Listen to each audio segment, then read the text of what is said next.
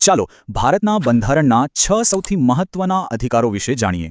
આપણા બંધારણમાં 6 મુખ્ય અધિકારો છે જે દરેક નાગરિક માટે એક રક્ષણ કવચ છે. તો આ મૂળભૂત અધિકારો છે શું? આ ખાલી કાયદા નથી, પણ ગૌરવથી જીવવાનો હક છે.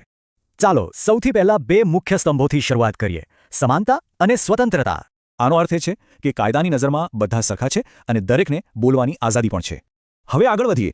એવા અધિકારો જે ગૌરવ અને શ્રદ્ધાનું રક્ષણ કરે છે. આ અધિકારો શોષણ સામે રક્ષણ આપે છે અને કોઈપણ ધર્મ પાળવાની સંપૂર્ણ આઝાદી આપે છે. આગળ વાત કરીએ એવા અધિકારની જે આપણી વિવિધ સંસ્કૃતિ અને ઓળખને સાચવે છે. આ અધિકાર દરેક સમુદાયને પોતાની ભાષા, લિપિ અને સંસ્કૃતિને જાળવવાનો હક આપે છે. પણ એક મિનિટ, આ બધા અધિકારો તો છે, પણ એનો અમલ કેવી રીતે થાય? બસ અહીં જ આવે છે છઠ્ઠો અને સૌથી શક્તિશાળી અધિકાર, બંધારણીય ઉપચારનો અધિકાર. આ અધિકાર એટલો મહત્વનો છે કે તેને બંધારણનો આત્મા પણ કહેવામાં આવે છે. આ શક્તિ આપણને મળે છે બંધારણના અનુચ્છેદ 32માંથી. પ્રક્રિયા એકદમ સરળ છે. જો અધિકારનું ઉલ્લંઘન થાય તો સીધા કોર્ટમાં જઈ શકાય છે. આ માટે કોર્ટ રિટ્સ જેવા ખાસ કાનૂની સાધનોનો ઉપયોગ કરીને અધિકારો પાછા અપાવે છે. આમ આ 6 અધિકારો એક કિલ્લા જેવું રક્ષણ આપે છે અને અનુચ્છેદ 32 એની માસ્ટર કી છે.